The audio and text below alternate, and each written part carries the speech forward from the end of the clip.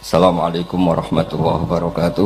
Itu panutan. Tapi kalau kamu tidak tahu nasah mansuh, jangan-jangan kamu ikut Nabi sebelum kamu, yang nasahnya itu syariatnya sudah apa?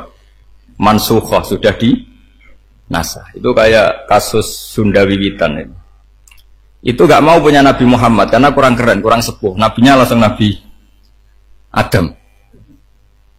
Resikonya adalah beberapa aliran sesat itu, aliran yang kurang benar itu, zaman Nabi Adam kawinan otomatis sama saudaranya. Lalu masa sekarang kita membolehkan kawin sama apa? Kalau sama Nabi Adam mau tidak mau. Karena yang cowoknya ya bin Adam, putrinya binti. Lalu Allah bikin satu sunnah yang suami istri itu harus beda, yaitu satu kandungan itu melahirkan satu pasang. Dan boleh dulu memang pasangannya orang jelek itu orang cantik. Makanya agak sial itu yang perempuan-perempuan itu. Memang mulai dulu gitu. Kalau cantik itu kesunatannya dapat jelek. Gitu. Nanti sama-sama masuk surga. Karena yang cowoknya ibadahnya syukur, yang ceweknya sabar. Ya. Itu nanti sama-sama. Nah kebetulan si Qabil itu ganteng sekali Qabil. Berpasangan dengan Labuda itu jelek gembrot, pokoknya tidak cantik. Enggak lah, kebalik. Qabil itu berpasangan sama Iklimah. Jadi Qabil ganteng, punya adik kandung namanya Iklimah itu cantik sekali. Yang Habil itu rapati apa? Berarti yang Habil apa? Ya dapati ganteng, berbarengan dengan Labuda juga dapati cantik. Nah karena tadi ya berarti Qabil bareng siapa? Iklimah, Habil, Labuda. Maka untuk kawin ini nggak boleh satu kandungan. Jadi dulu karena nggak ada perbedaan ibu bapak, mau tidak mau beda. Yang penting beda. Yaitu akhirnya apa? Qabil dapat Labuda, yang Habil dapat Iklimah karena beda kandungan. Itu sudah cukup. Nah, akhirnya kan nggak terima si Qabil. Masa orang ganteng dapat orang jelek. Jadi mulai dulu itu maunya orang ganteng ya dapat orang cantik, nggak terima. Tapi Allah ngatur seperti itu. Akhirnya terjadi percekcokan. Nah, dulu itu semuanya itu religius, sehingga ukuran percekcokannya masih religi, yaitu ya gini saja, kita ngadakan korban, yang diterima itu ya menang. Ya ternyata dalam kompetisi itu yang menang siapa? Habil. Akhirnya Habil jadi menikahi siapa? Iklim. Kalau sekarang kompetisinya kan siapa paling kaya ya menang, lebih gampang. Nah kemudian bayangkan misalnya, ya saya ini menerangkan nasah mansuh. Kita semua sering ngomong, sering berkoar-koar, sering menyarankan atau mewajibkan para nabi itu panutan dalam semua perilakunya. Ternyata ada beberapa perilaku yang sudah dinasah atau dihapus ketentuannya oleh syariatnya Rasulullah Shallallahu Alaihi Wasallam. Maka mengenali nasah mansuh itu keharusan dalam ulumul Quran, ya. Makanya Allah mengatakan apa? Ma nansakh min ayatin aw nunsiha pasti na'ti bi khairim minha aw misli. Jadi saya nerangkan nasah mansuh itu dua sesi. Satu sesi antar nabi, dua di internal syariatnya apa? Nah. Sekali saja hari ini tok, setelah itu anggap pinter sudah. Kalau sudah jangan tanya lagi. Nah, ada beberapa lagi syariat yang masalah metode. Dulu Nabi Nuh itu dibolehkan oleh Allah saking mangkelnya sama orang kafir. Saya ulang lagi, orang kafir itu kan biadab sekali, nempat buminya Allah, makan rezekinya Allah, kemudian mengkafirkan Allah. Pikirannya Nabi Nuh, orang biadab gini nggak layak hidup, itu pikirannya Nabi Nuh. Kalau dia pakai militer, tidak punya militer, ya pakai langit akhirnya. Pakai kekuatan langit, beliau berdoa, Rabbi la tadzar alal ardi minal kafirina dayyar. Innaka intadzarhum yudillu ibadaka wa la yalidu illa fajirong kafar. Ya Allah, mereka ini orang-orang kafir, padahal pakai bumi engkau, pakai rezeki engkau, matikan semua saja. Jangan sisakan satu pun. Karena kalau masih sisa, nanti anak turunnya ya gitu. Gennya gendo ya pasti melahirkan gendo. Gen wala yalidu illa fajirong kafar. Kalau kamu sisakan pasti melahirkan generasi gendo lagi, kafir lagi. Dituruti sama Allah. Kecuali orang 80 yang ikut Nabi Nuh. Nah, orang 80 yang ikut Nabi Nuh ini selamat karena iman. Maka generasi yang sekarang ini termasuk saya semua ini semuanya turunan orang iman. Maka kita ini punya dua status. Satu, Allah kadang manggil kita ya Bani Adam, karena faktanya kita turunan Nabi apa? Adam. Panggilan kedua adalah Zurriyataman Hamalna Ma'nu. Orang-orang sekarang itu pasti turunan orang yang ikut perahunya Nabi Nuh. Jadi nasab kita ini sudah steril. Sudah tidak ada nasab lewat kafir. Karena yang kafir sudah habis. Semua orang sekarang itu turunan Nabi Nuh. Yaitu disebut apa? Zurriyataman Hamalna Ma'nu. Itu sekitar orang 80. Nah, oleh Allah Subhanahu wa taala syariat seperti ini pernah dituruti, yaitu akhirnya mereka mati semua kecuali orang 80 yang mukmin. Tapi uniknya Allah apa? Era Rasulullah sallallahu alaihi wasallam, Nabi kita Nabi Muhammad itu diutus rahmatan lil alamin. Ketika Nabi didustakan, diusir, disakiti, malaikat gunung, beberapa malaikat sing ahli adab spesial eksekutor lah kira-kira gitu. Muhammad, kamu bilang saja ke saya, kalau kamu ingin orang-orang Mekah Bujal CS, saya hancurkan. Tapi apa kata Nabi? Saya berharap kalau mereka belum iman, anak cucunya iman. Karena bagaimanapun sperma ya atau calon bayi atau calon keturunan itu kan ada fi aslabir rijal atau fi zuhurir rijal. Jadi kalau dalam ilmu agama itu gen manusia itu disimpan di zuhuri rijal di punggung lelaki, nanti dipindah ke arhamin nisa. Logikanya gini, ini dengerin ya. Logikanya gini, misalnya Abu Jahal itu di situ ada orang namanya Ikrimah, itu anaknya Abu Jahal, itu orang mukmin. Akhirnya ya jadi orang alim. Abu Lahab itu di rahimnya di punggungnya ada perempuan namanya Darroh, akhirnya juga orang mukminah. Saya berikan contoh. Khalid bin Walid itu anaknya Walid. Walid itu musuh besarnya Rasulullah, tapi di punggungnya ada orang bernama Khalid. Nih dengerin. Nah di punggung ini kira-kira Allah sudah tahu apa belum? Jawabannya sudah tahu. Artinya kalau ini mati atau kamu bunuh, kamu sebenarnya nggak bunuh orang kafir saja, bunuh calon orang mukmin yang sekarang masih bersemayam di punggungnya orang-orang kafir. Jadi bisa saja orang yang sedang kafir itu ada sekian calon generasi yang suatu saat mukmin. Itu syariat yang diajarkan ke Rasulullah Shallallahu Alaihi Wasallam. Karena kasafnya Nabi, kasaf itu satu kondisi di mana seorang Nabi itu dipertontonkan sesuatu yang nggak kelihatan. Itu dalam bahasa Arab kasaf atau mukasyafa. Nabi dipertontonkan ternyata banyak orang kafir yang di punggungnya itu ada calon generasi mukmin atau Muslim. Akhirnya Nabi gak berani. Jangan bunuh. Mungkin bapaknya ada iman, tapi anaknya iman. Betul, Abu Jahal punya anak Ikrimah, Abu Lahab punya anak Darroh, Walid punya anak siapa? Walid. Itu mirip seperti kita. Bapak era sholat, anak ETPK sholat. Akhirnya bapaknya katut sholat. Banyak gak di Indonesia? Bapaknya tidak bisa baca Quran, anaknya hafid. Nah, itu kalau bapaknya kamu habis, tidak ada yang meselin. Makanya biarkan hidup saja. Nah, artinya gini, andaikan tidak ada ulama yang menerangkan nasa mansuh, dikira syariat Nabi Nuh itu abadan mu'abbadat, selamanya lama.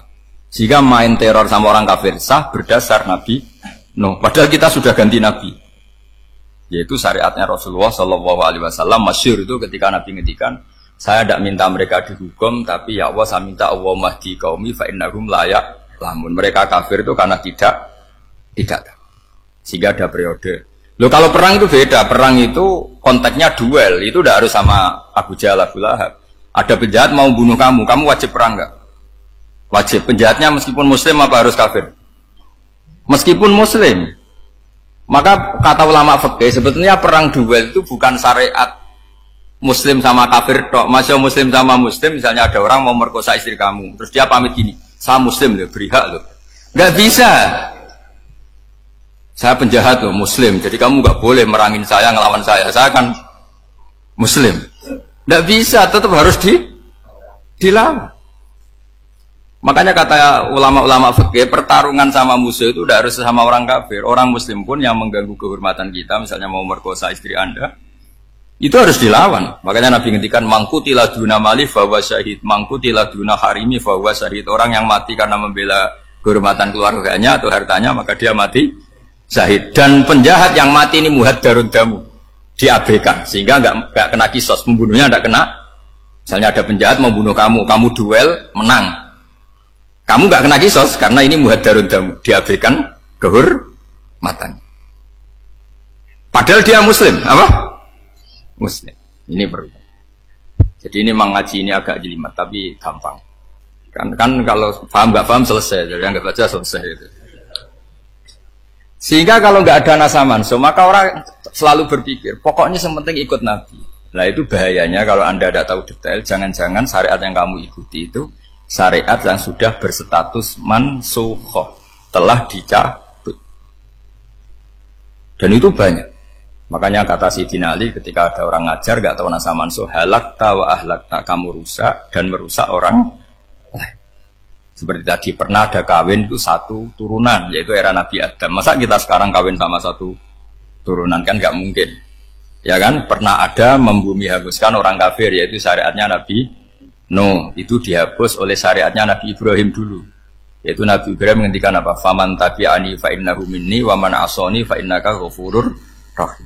Ya, kalau orang ikut saya, ya Allah, ya pasti golongan saya. Kalau yang masih maksiat, masih balelo, saya berharap engkau ampuni. Akhirnya banyak orang kafir tobat. Coba era Rasulullah itu semua orang kafir Mekah itu kafir. Nabi belum wafat. Itu sudah ada 114.000 mukmin semua. Jadi Nabi menangi mayoritas orang menjadi mukmin dari mayoritas kafir. Yaitu disebut wara'aitan nasa yadkhuluna fi dinillahi afwaja. Andai kan Nabi Muhammad pakai syariatnya Nabi Nuh, bisa enggak mengislamkan orang sebanyak itu? Enggak bisa kan? Maka ini penting mengenali nasab mansuh. Jadi periode cara wong Jawa maksud no tuntas. Robila tadar itu, pasot tuntas itu, menghabisi itu habis. Di periode Nabi siapa? No, syariat itu sudah enggak dipakai lagi. Yang dipakai apa? Faman tabi'ani fa innahu minni wa man asoni fa innaka ghafurur rahim. Lah Nabi Muhammad ini nabi yang kena khitab anit tabi' millata Ibrahim hanifah. Jadi masternya Nabi Muhammad itu mentornya Nabi Ibrahim. Sehingga syariatnya ya faman tabi'ani fa innahu minni wa man asoni fa innaka ghafurur rahim. Tidak syariat rabbila tadzar alal ardi minal kafirina daya. Jelas ya. Jadi mengenali nasa mansuh itu penting sekali karena kalau enggak Anda halakta wa ahlakta, kamu merusak diri kamu sendiri juga merusak orang lain karena menfatwakan hukum yang sebetulnya sudah berstatus mansukhoh hanya berdasar itu kan syariatnya nabi-nabi dulu. Syariat yang apa? Syariat yang enggak pernah terhapus hanya satu, usuluddin, yaitu tauhid, itu sama. Tapi kalau syariat itu beda-beda atau furu'iyah itu beda-beda. Itu tadi saya beri contoh era Nabi dulu kalau ada pakaian najis dipotong, dibuang. Era Nabi Muhammad dicuci. Orang kafir dihabisi oleh langit. Era Nabi Muhammad nggak boleh, bahkan didoakan Allahumma hdi qaumi fa innahum la ya'lamun. Di Qur'annya apa? Wa in ahadum minal musyrikin astajaraka fa'jirhu hatta yasma'a kalam Allah summa ablihu ma'mana. Jadi kalau ada orang kafir nggak boleh main dihabisin, mereka beri peluang untuk mengkaji kitab Allah hatta yasma'a kalam Allah. Kalau mereka sudah berpeluang ngaji harus summa ablihu ma'mana, harus dijamin keamanan. Ya, karena dzalika bi annahum qaumul la ya'lamun, bagaimanapun mereka memang karena tidak tahu. Nah, kenapa tidak tahu? Enggak. Karena tadi mereka tertutup oleh kultur yang beratus-ratus tahun. Babanya mereka menyembah batu, menyembah berhala. Ya tahunya itu ya Tuhan. Bagaimana Anda bisa menjelaskan sesuatu yang sudah beratus-ratus tahun kan tidak gampang. Maka ada periode dimaklumi, apa? Kalau era sampean kan, mosok waktu disembah saking gobloknya orang, kamu lahir kan sudah nyembah Allah, tidak nyembah batu. Bayangkan kalau kamu jadi mereka. Wong perut kamu saja disuruh makan pizza sakit kok, karena saking lamanya makan sambal kan. Kamu bilang perempuan Indonesia saja cantik kok, saking lamanya jadi orang Indonesia. Padahal orang Indonesia tanyakan orang Eropa, cantiknya di mana? Kamu lahir di Afrika, bilang orang Afrika itu cantik, tanyakan orang Eropa, cantiknya di mana, hitam gitu kok. Jadi orang itu pasti terkooptasi oleh sekelilingnya. Orang Afrika akan bilang wanita Afrika itu cantik. Coba tanyakan orang Eropa, cantik apa enggak? Belas. Orang Eropa yang kulitnya gitu kata orang Eropa indah, kata sampean. Koyok anaknya kebo katanya boleh jadi. Jadi orang itu akan terkooptasi oleh sekelilingnya. Bayangkan kalau semua orang nyembah berhala terus kamu tidak, alasan kamu apa? Kan menentang mayoritas. Dan itu berat. Maka dimaklumi oleh Allah, dzalika bi annahum qaumul la ya'lamun fi manah panyeruarah. Nah, pemakluman ini yang mulai sekarang terkikis. Orang main pukul saja enggak mau ngaji. Enggak mau ngaji Quran secara kafah. Jadi fatwanya Islam kafah tapi ngajinya Quran enggak kafah. Ngambil 1-2 potongan ayat dipakai dalil. Jadi Islamnya inginnya kafah tapi ngajinya Quran enggak. Kalau kafah ya hafal 30 juz. Kalau mau kafah ya hafal berapa? 30. Makanya saya sering dinasihati orang karena belum tahu saya ini hafal Quran. Bapak harusnya Islam itu kafah. Kata saya ya dimulai dari konsep Islam itu kafah dulu, apa ya hafal Quran secara kafah. Jadi ini penting saya utarakan. Bahaya sekali orang mengenali Islam tanpa mengenali nasah mansuh. Karena beberapa syariat Nabi sebelum kita itu berstatus mansuh. Terus contoh berikutnya, ini nasah mansuh antar Nabi apa khusus internal Nabi? Antar Nabi aja agak selesai nih sampai subuh aja agak selesai. Contoh yang paling keren mungkin cowok semua senang. Nabi Dawud dulu istrinya berapa? 99. Nah itu kalau masih halal itu kan berarti jenengan tuh punya istri berapa? Wah itu kan ngeri betul. Punya satu aja repotnya gitu apalagi berapa? Punya 99. Terus kamu bilang gini, ini kan syariatnya Nabi Dawud, Nabi kan bisa diikuti.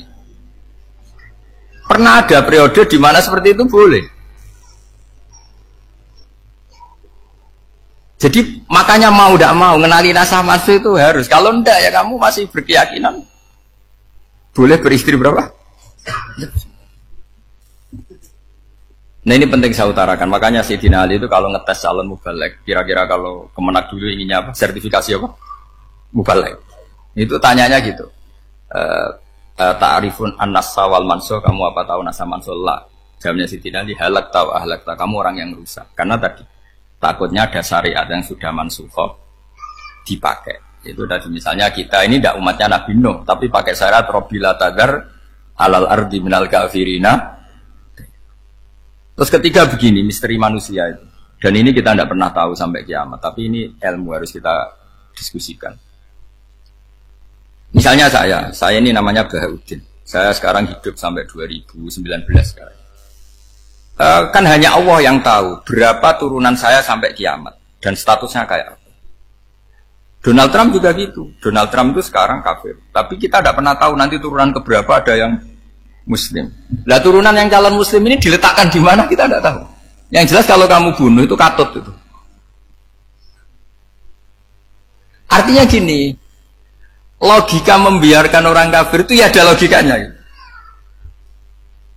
Logika membunuh karena mereka mau membunuh kita ya ada logika fikihnya, karena kalau kita ada membunuh dibunuh. Makanya semuanya hukum ini terus bergantung al-hukmu yaduru ma'ilatihi wujudan wajib. Di sini terus dipertemukan. Makanya semua nabi itu kalau yang namanya membunuh pasti pas perang saja, karena ini kondisi yang memang pilihannya hanya dua, kalau nggak dibunuh ya membunuh. Ada duel lah. Maka ini butuh kajian fikih dan orang nggak boleh subjektif dalam hal ini. Saya ulang lagi, tidak boleh subjektif. Karena tadi orang yang kamu katakan sekarang misalnya Zaid, kamu itu bodoh sekali. Kenapa bodoh? Nggak hafal Quran, nggak pernah kuliah, nggak pernah ngaji. Ternyata Zaid ini bersemayam calon anak yang alim alama hafal Quran, namanya Umar, tapi masih jadi sperma. Suatu saat Zaid itu punya anak alim alama, kan banyak orang tidak bisa baca Quran punya anak hafid, banyak nggak di Indonesia? Banyak nggak petani yang punya anak dekan? Petani punya anak dekan, yang dekan punya anak naik kelas saja susahnya bukan main. Banyak kan? Nah ketika dibalik nanti ada dekan punya anak goblok, yang petani punya anak dekan, pinter mana? Kita tidak pernah tahu, makanya ini kan ya sudah, kalau nggak pernah tahu ya bilang saja wallahu alam, kan selesai. Daripada keminter keliru kan ada wallahu alam. Makanya cerita favorit guru saya Kiai Haji Maimun Zubair itu punya apa namanya Kiai Zubair. Itu cerita favoritnya itu ada santri namanya Soleh. Soleh itu alim alam. Orang Madura itu cara berpikir kan kalau kiai saja alim seperti itu, apalagi bapaknya. Pas bapaknya main ke pondok, santrinya ada ribuan. Bapaknya main ke pondok itu sholat tuh ya gak bener. Nggak sesuai sunnah Rasul lah kira-kira gitu. Sudah sholat itu nggak bener apa nggak bener. Masih ditakwil sama santri Madura karena orang Madura itu kultus. Mungkin khilaf itu satu khusus, pokoknya perlakuan khusus. Suatu saat saking bodohnya orang itu kenceng tuh pikir musola. Wah ini nggak bisa ditakwil lagi, akhirnya nggak bisa ditakwil tuh nggak. Wah ini sudah nggak bener ini, nggak bener. Singkat cerita santri tadi nggak kuat matur ke kiainya, Pak Yai. Jenengan sealim itu kok bapaknya segoblok itu. Kenapa? Ya, dia kencing pikir musola. Oh bapak saya itu pinter sekali. Kok bisa? Karena beliau yang memutuskan saya mondok sampai saya jadi alim alama seperti ini. Yang bodoh itu mbah saya. Yang bodoh itu mbah saya.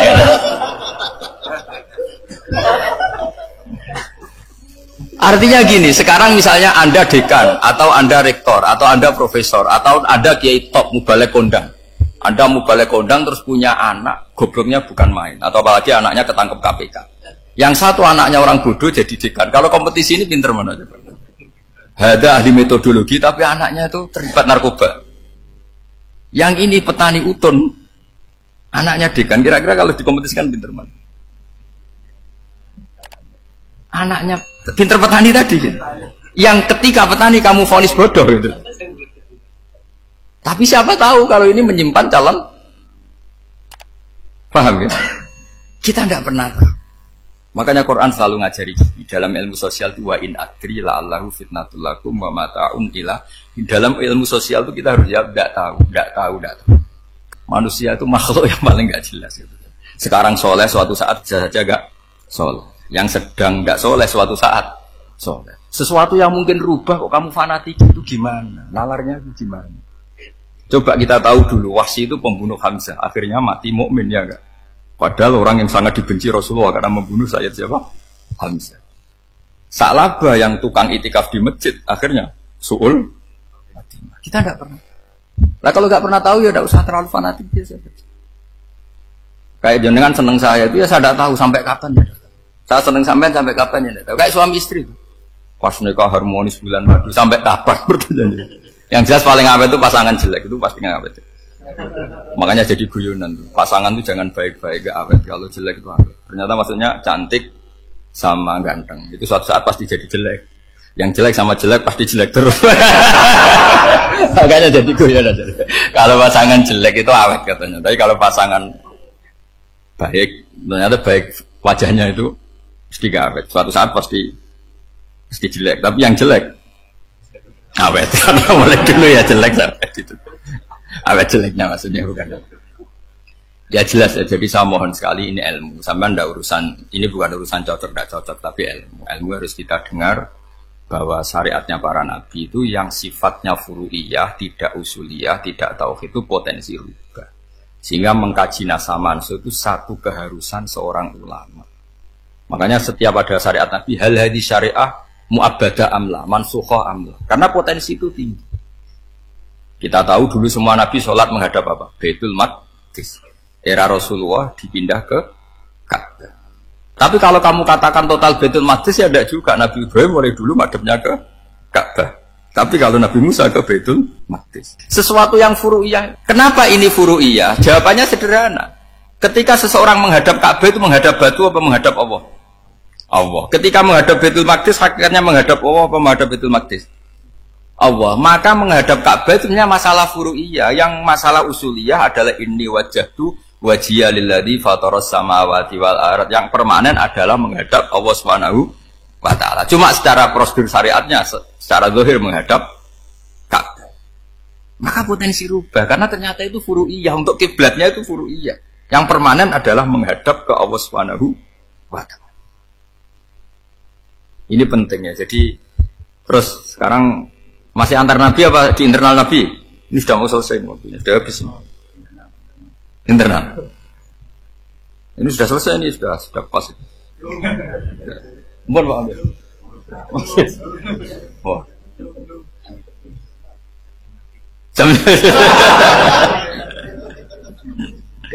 Ini sudah. Sampai mana tadi? Terusnya apa enggak? Sudah ya, sudah kayaknya sudah. Biar kelihatan cerdas. Sekali pertemuan sudah pinter gitu. Berapa? Setengah jam sudah pinter gitu. Yang internal Nabi apa antar Nabi?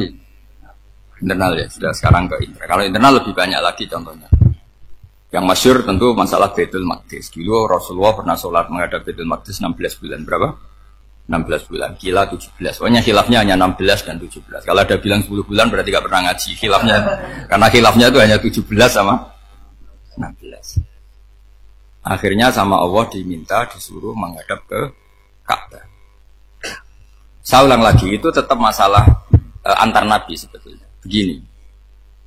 Makom itu kalau dalam bahasa Arab bukan kuburan. Kalau di Indonesia kan makomnya Sunan Bonang itu kan kuburan. Kalau makom dalam bahasa Arab itu sesuatu yang pernah dipakai singgah itu namanya apa? Makom. Lalu Rasulullah itu pertama di Medina itu madhab Baitul Maqdis itu 16 bulan. Orang Yahudi senangnya bukan main. Sampai mereka bilang gini, Muhammad tuh gaya-gaya nantok punya agama baru. Tapi kiblatnya ikut kita. Baguslah anak itu katanya. Masih tahu diri katanya. Bagus katanya itu masih tahu diri. Jadi senangnya bukan main orang Yahudi. Karena kiblatnya Muhammad sama dengan mereka. Ya tentu mereka jangkar Muhammad, bukan Sayyidina Muhammad atau Rasul Muhammad karena mereka masih gak iman.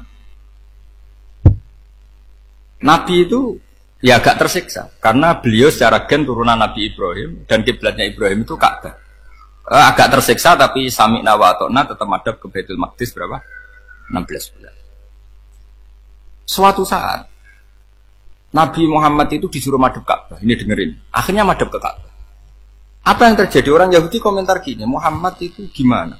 Dia di perantauan, rindu sama keluarganya. Terus rindunya itu diaplikasikan jadi perilaku agama. Jadi dia madhab Ka'bah, dianggap kangen.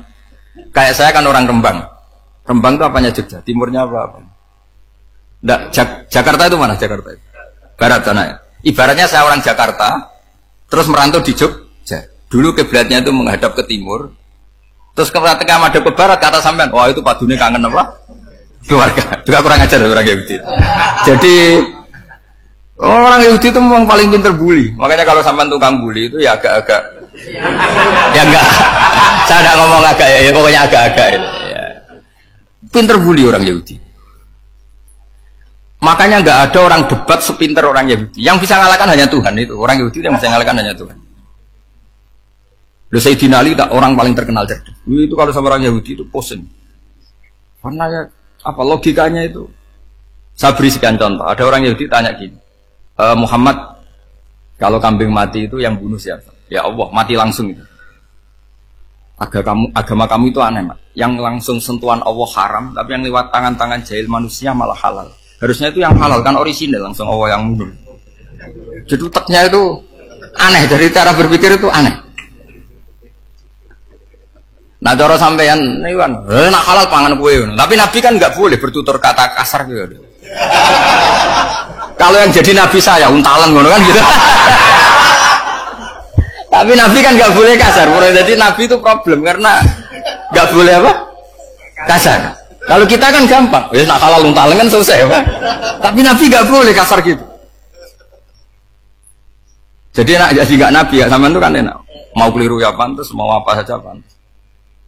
Karena kan nggak panutan. Kalau Nabi nggak bisa meluruskan kebenaran itu harus tetap sesuai akhlak. Ya, jadi agak kerepotan. Makanya punya Umar, alhamdulillah ada yang nggak perlu aturan gitu. Jadi enak. Jadi ya itu memang aturannya harus itu. Coba Nabi itu perang tapi nggak boleh bunuh. Kayak apa susahnya? Beliau jadi sasaran tembak tapi nggak boleh bunuh. Kalau sahabat kan enak, duel, relax, santai, bisa tarung. Kalau Nabi nggak boleh. Makanya Nabi meskipun ikut perang terus gak ada sejarah orang yang dibunuh. Ya, hanya satu peristiwa itu pun dibaca orang kafir, ditangkis Nabi, pedangnya kembali ke dia mati. Tapi gak ada yang Nabi. Karena Nabi kalau pembunuh nanti itu terus kayak pendekar kan, yang susah juga punya Nabi kok. Habis perang saya Nabi tanya, Muhammad habis serang berapa? 1000. Ya repot juga punya Nabi mantan apa? Pembunuh, meskipun yang dibunuh orang kafir. Tapi kan kayak apa ya? Fitrah manusia itu akan menolak kepemimpinan orang yang gitulah pokoknya nggak bisa diterangkan itu. Makanya Nabi itu nggak pernah bunuh, meskipun kayak apa musuhnya tapi nggak pernah bunuh. Untungnya di sekeliling orang-orang yang tadi. Jangan bilang itu suka bunuh ya, pokoknya perang itu ya. Perang dengan bunuh itu beda loh. Kalau perang itu fair apa? Fair. Sampai mana tadi? Nabi Ibrahim ya. Makom tadi saya ulang lagi. Nabi Muhammad menghadap ke Baitul Maqdis itu hanya Allah nuruti. Ini loh Nabi betul. Tahu betul bahwa di antara syariat adalah Baitul Maqdis. Karena semua Nabi pernah berkiblat Baitul Maqdis. Tapi Nabi ketika menghadap ke Ka'bah, Nabi juga dibilangin sama Allah. Ini loh syariat yang benar. Karena Ka'bah juga kiblat sing a'taku. Lebih tua ketimbang Baitul Maqdis. Maka disebut Ka'bah Atiqah. Ilal Baitil Atiq. Kalau Quran bahasakan Ka'bah apa? Wal yatawafu bil Baitil Atik itu tua sekali. Ya sudah. Ketika berstatus tua itu orang Yahudi seneng. Mergo roh kelirune Muhammad. Mereka nantang, Muhammad ayo debat terbuka. Nabi rawuh. Bagaimana Anda bilang Ka'bah itu kiblat tertua? Wong Ka'bah itu pertama yang menghadap sana itu ya kamu. Semua Nabi menghadapnya ke Baitul Maqdis. Terus Nabi Muhammad mulai berargumentasi ilmiah tadi. Enggak, Ka'bah itu kiblatnya Ibrahim. Jadi Ibrahim dulu itu yang mulai dulu kiblatnya itu di Ka'bah. Terus orang itu tanya buktinya apa? Terus dijawab fihi ayatum bayinatum maqam Ibrahim. Ternyata di situ ada jejak kakinya Nabi Ibrahim, yaitu batu yang diinjak beliau ketika bangun Ka'bah. Itu argumentasi ilmiah. Lah barang orang Yahudi kehilangan ilmu itu gobloknya orang Yahudi. Makanya yang bisa mengalahkan Yahudi hanya Allah Subhanahu wa taala. Wong Ibrahim saja golongan kita, pengikut kita. Ibrahim itu pengikut Yahudi. Wah itu Nabi mulai senyum-senyum, mulai tertawa-tawa. Wah itu goblok, orang terdidik. Karena itu ibaratnya kayak kamu bilang Soekarno itu pengagum Puan Maharani. Kira-kira seperti itu. Soekarno itu pengikut Puan. Karena Yahuda itu Yahuda bin Yakub bin Ishak bin Ibrahim. Saya ulang lagi ya, nasabnya Yahudi apa? Yahuda bin Yakub bin Ishak bin Ibrahim. Jadi Ibrahim itu mbah keempat dari Yahuda. Tapi karena mereka kalah debat, Ibrahim itu pengikut Yahudi, itu sama dengan bilang apa? Soekarno itu pengikut Puan Maharani. Itu kan jadi aneh. Atau Gus Dur pengikut Mbak Yeni, atau Basim Masari pengikut Mbak Yeni, itu kan aneh.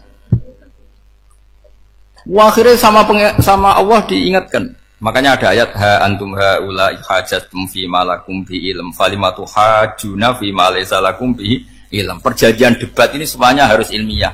Tapi kenapa perdebatan Anda malah ndak ilmiah? Karena orang Yahudi iftadohu, malu semua. Wah semuanya Muhammad.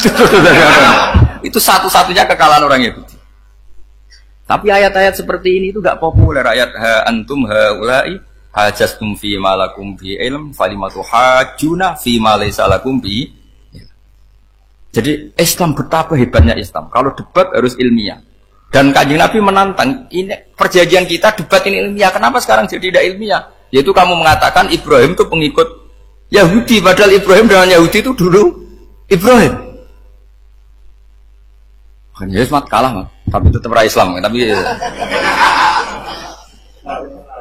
nah, makanya terus Ka'bah dibuktikan ketuaannya lewat apa? Fihi ayatum bayinatum maqamu Ibrahim. Itu bukan makam kuburan. Karena makamnya Nabi Ibrahim tetap Hebron, temudi Palestina. Kira-kira itu Palestina. Jari Israel jangan Israel, boleh menang di. Jari Israel jangan Israel, jari Palestina yang saya pernah ziarah ke sana di Hebron, di makamnya Nabi siapa? Ibrahim.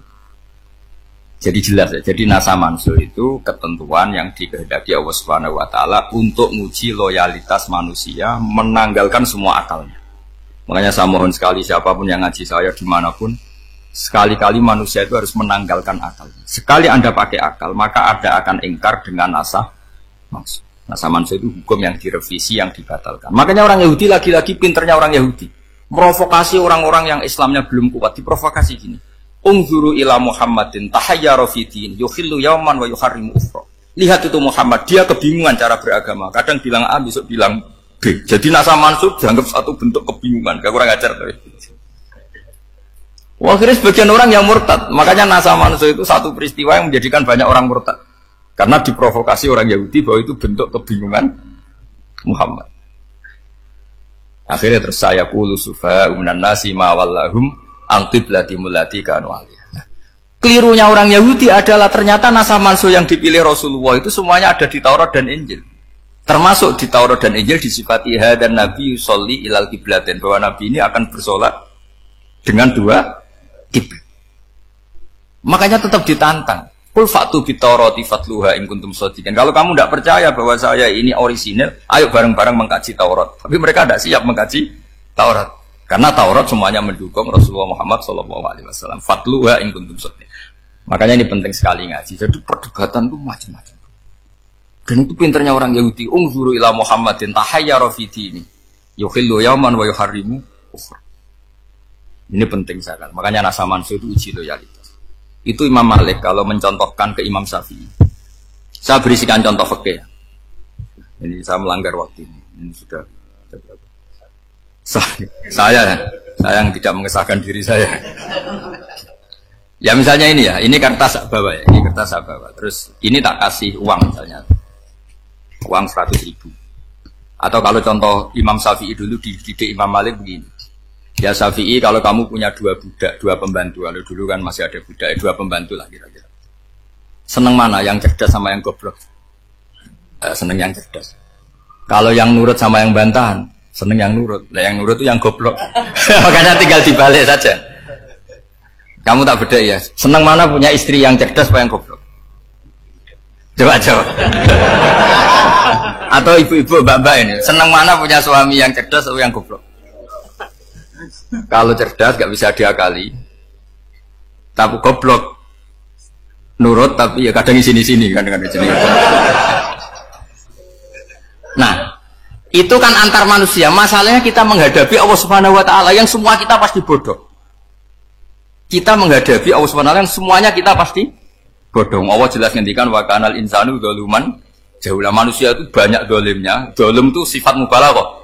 Kalau orang dolim sekali dolim, kalau sering zalum, kalau jahil biasa jahil, kalau banget jahili jahul. Bahasa Arab kan gitu memang.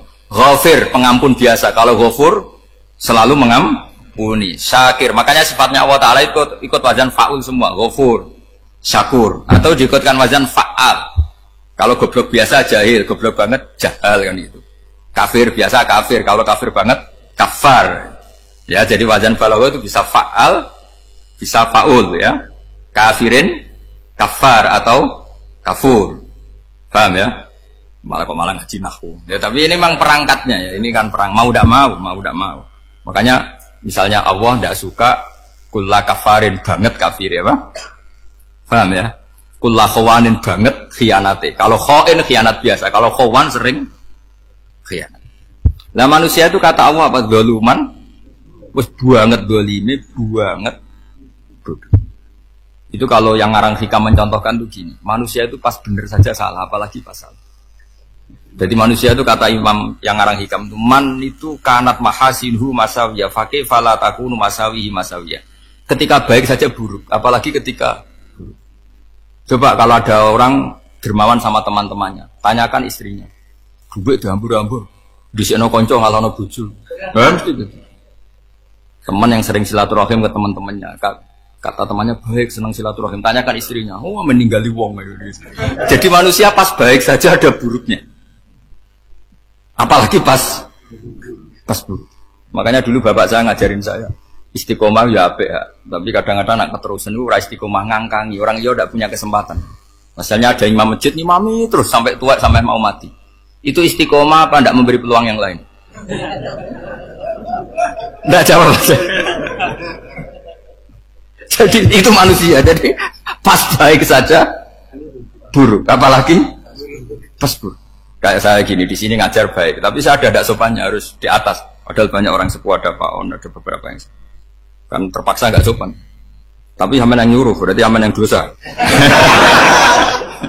Kemarin-kemarin saya minta di bawah supaya ganjaran saya utuh. Ini gara-gara begini ganjaran saya ini agak terkredit apa? Terdebat itu karena itu.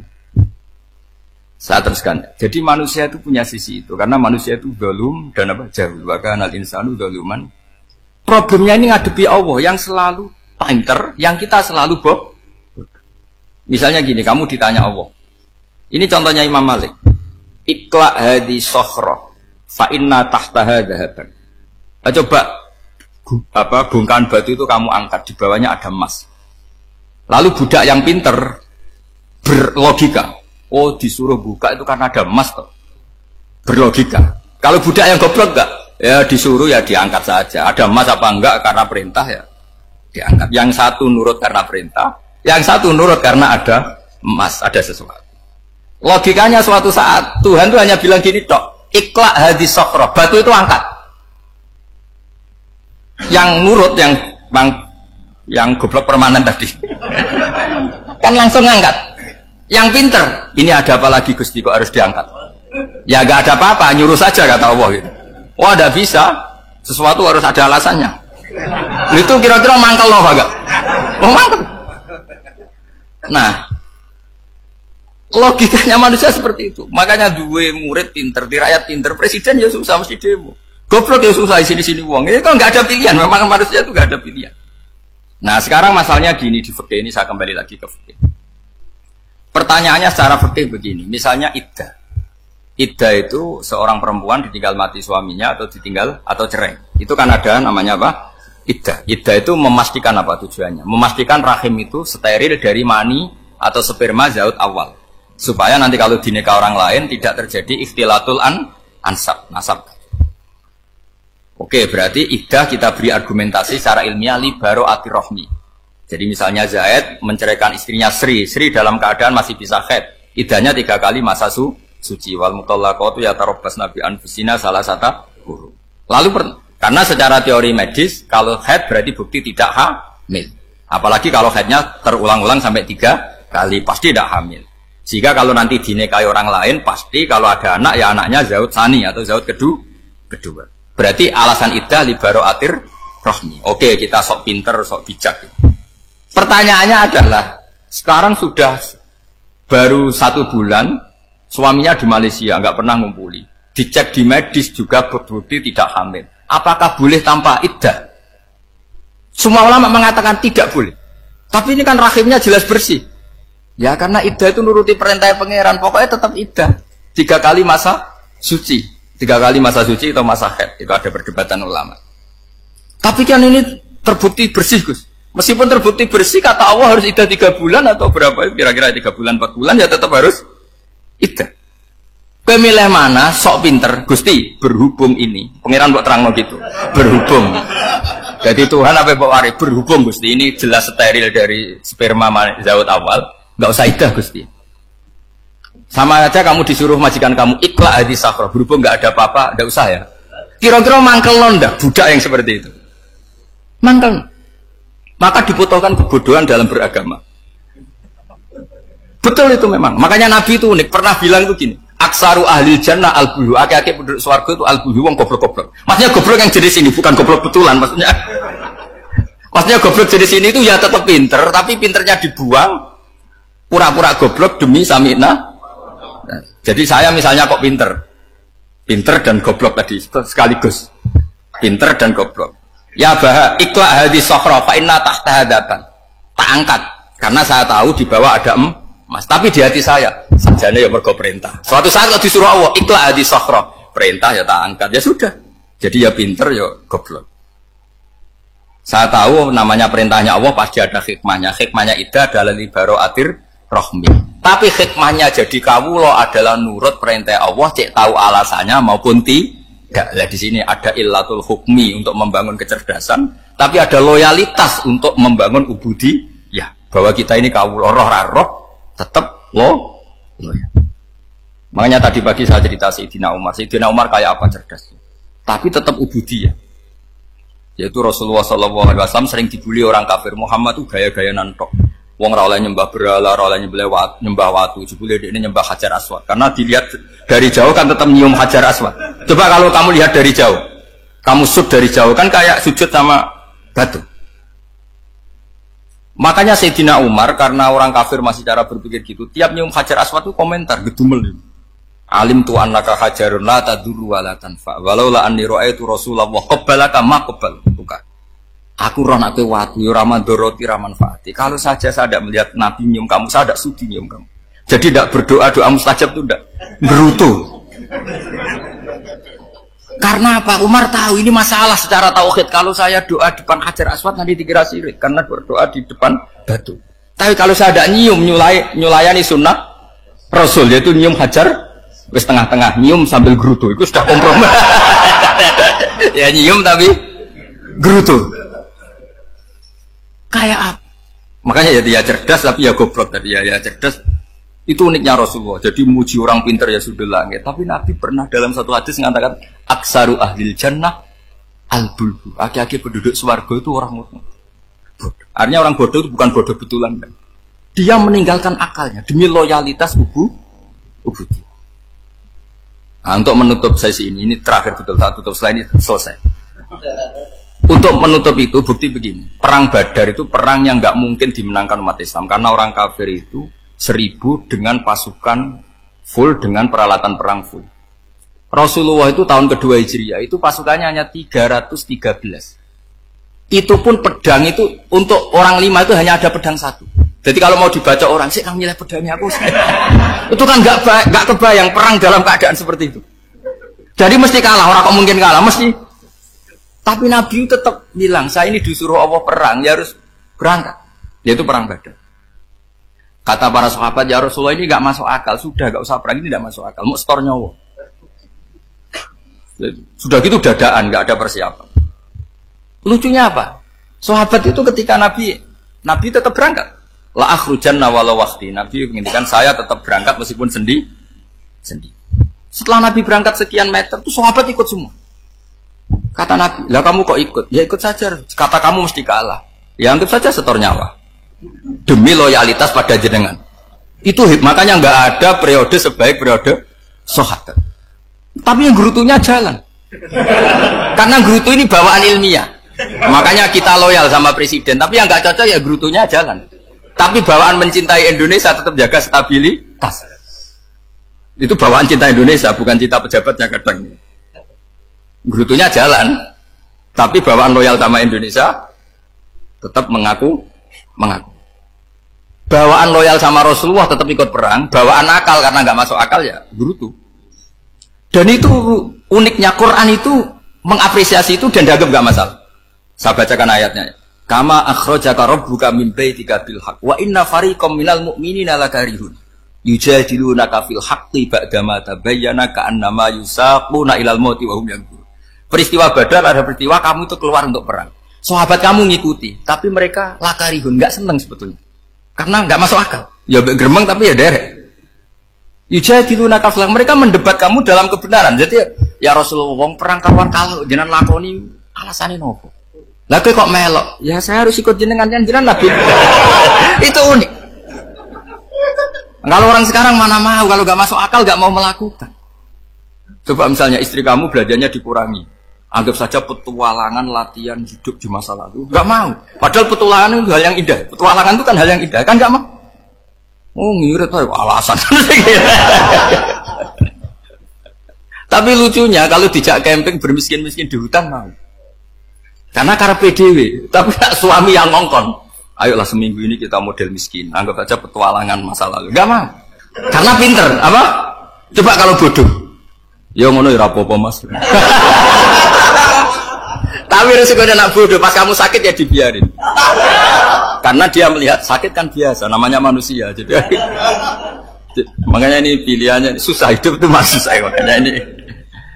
Jadi uniknya Quran gitu, Quran itu membolehkan psikologi manusia. Makanya Allah ngendikan kutiba alaikumul qital wa huwa kurhul lakum. Ya saya tahu kamu tidak suka perang. Allah yang ngakui wa huwa kurhul, enggak apa-apa. Tapi ketidaksenangan kita harus dilawan demi mengikuti Allah dan misalnya perempuan Allah juga gitu. Wa ashiruhunna bil ma'ruf. Gauli istri kamu muamalah secara baik. Kata Allah fa in karihtumuhunna fa an takrahu syai'a wa ja'alallahu fi khairan. Mungkin ada watak yang kamu tidak suka, tapi di situ ada kebaikan. Allah ngaku yang namanya suami mesti ada watak yang nggak suka dari istri. Juga sebaliknya lebih banyak lagi yang suami istri kamu nggak suka watak kamu, juga nggak suka hidung kamu, wajah kamu banyak lah yang nggak disuka. Tapi demi kestabilan negara suami istri ini, mereka loyal, justru itu bagus. Maka jagalah ilmu, juga jagalah loyalitas.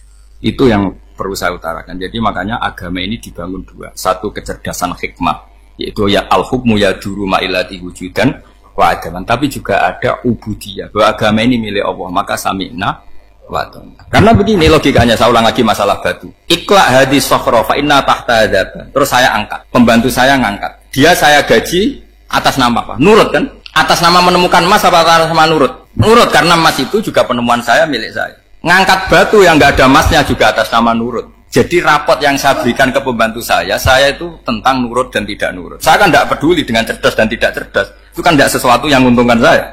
Nah Allah juga gitu. Kecerdasan kamu, pinter kamu itu tidak menguntungkan Allah Subhanahu wa Ta'ala. Karena Allah itu tidak butuh pinter kamu, cerdas kamu. Allah hanya butuh mental ubudiyah kamu. Makanya Allah mensifati nabinya hanya subhanalladzi asra bi abdihi, karena status tertinggi manusia adalah sifat kehambaan. Makanya ya Tuhan nafsul mutmainnah irji'i ila rabbiki radiyatan mardiyah fadkhuli fi ibadi, berstatuslah sebagai hamba baru wadkhuli jannah. Nah kalau kamu berstatus hamba ya harus baik, gak usah kalian bantah. Coba kalau kamu rasional, ya Allah kenapa bikin surga nanti-nanti? Engkau kan bikin sekarang, ngapain repot-repot nanti? Jadi kacau semua agama. Makanya yang perlu didahulukan adalah status ya Tuhan nafsul mutmainnah irji'i ila rabbiki radiyatan mardiyah fadkhuli fi ibadi. Masuklah berstatus sebagai hamba saya. Khasnya hamba tadi, ya cerdas karena semua yang diperintahkan Allah pasti ada hikmahnya. Tapi kecerdasan ini kadang kita tinggalkan demi loyalitas ibu. Jadi kaum Nabi Ibrahim ape mangan. Assalamualaikum warahmatullahi wabarakatuh. Panganan ditakok pinggire napa? Berhala ben barokah. Engko nek bar jejer berhala dipangan. Lah nek iku ya sirik tenan, iku dijejelo napa? Dijejero apa? Berhala. Nak tradisi pesantren itu dijejero kiyaine diwacana kalimat tauhid malah. Mulane ke cocok ra cocok tetep aja darani kafir. Kena ra cocok komentare kurang penggawean. Mesti ape mangane kok ribete ngono. Tapi aja komentari napa? Sirik. Mergo sing sirik iku panganan didakok pinggire berhala yang dipertuhankan.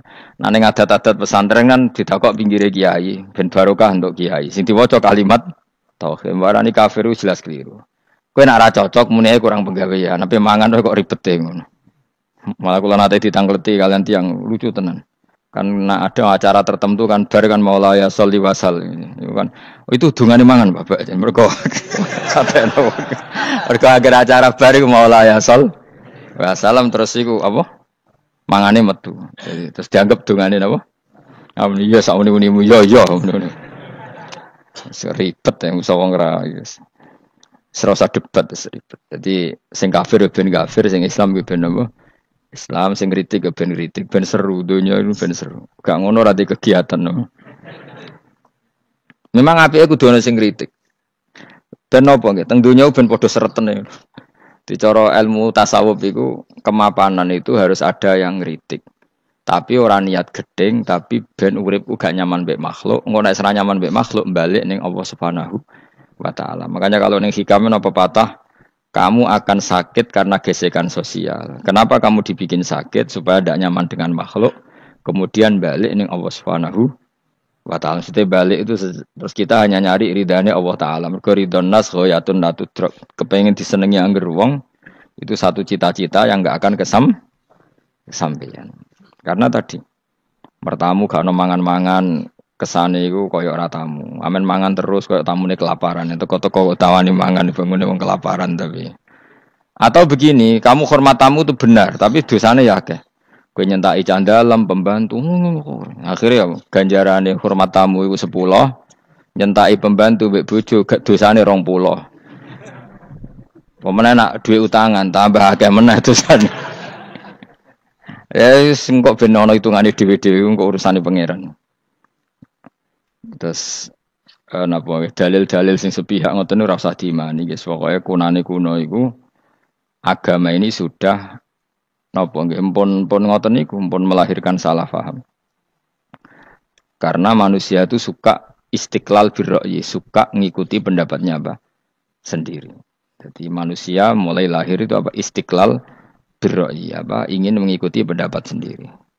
Malane cara pikirane Qabil kurban nganggo buahan. Ben malaikate penak karek mangan.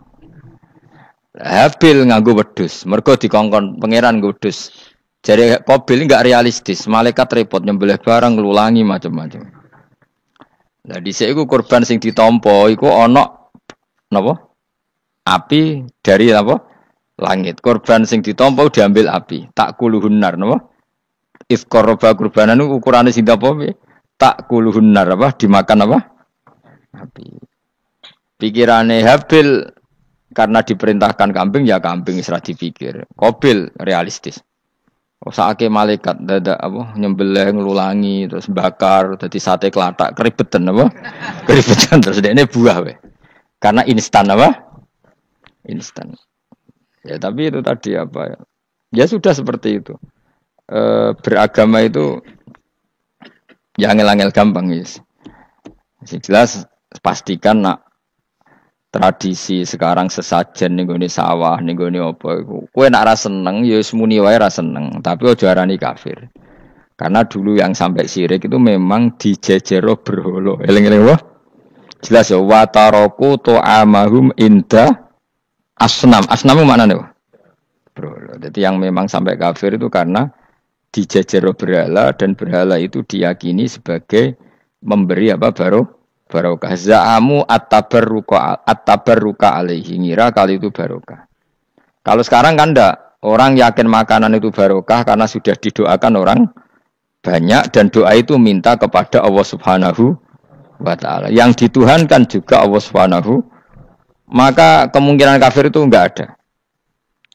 Tapi kalau ada yang komentari kurang penggawean ya nyatane ya iya, mesti ribet.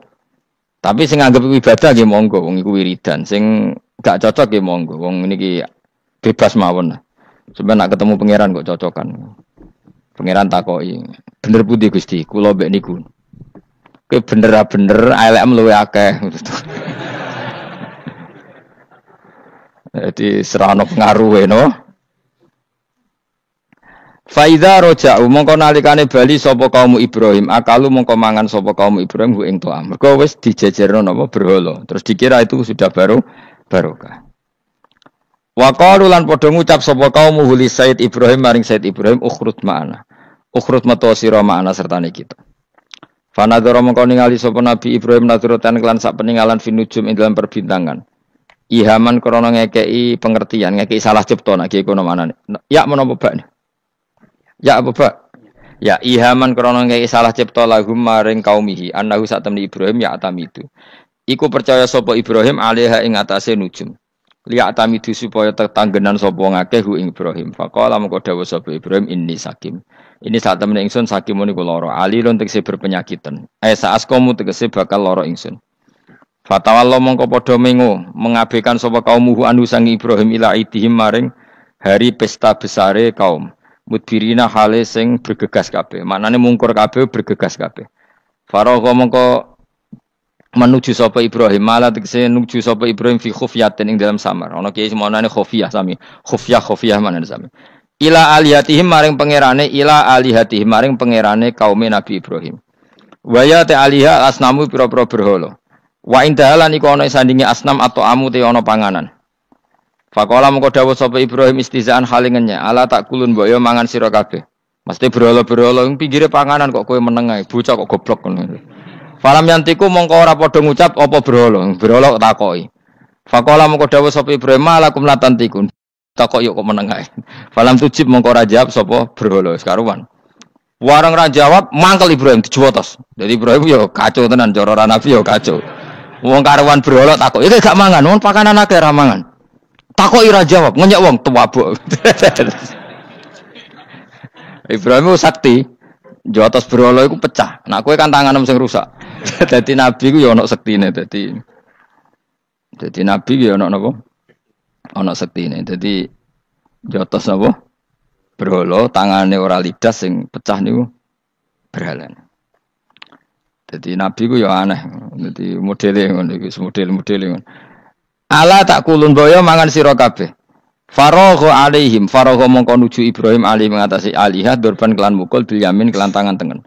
Bil kuwati kelan kekuatan fakasora mongko mungkus mecah sapa Ibrahim ha ing asnam. Jadi jotosane Nabi Ibrahim pahatan sangka batu napa? Pecah nggih anjen sakti Nabi Ibrahim.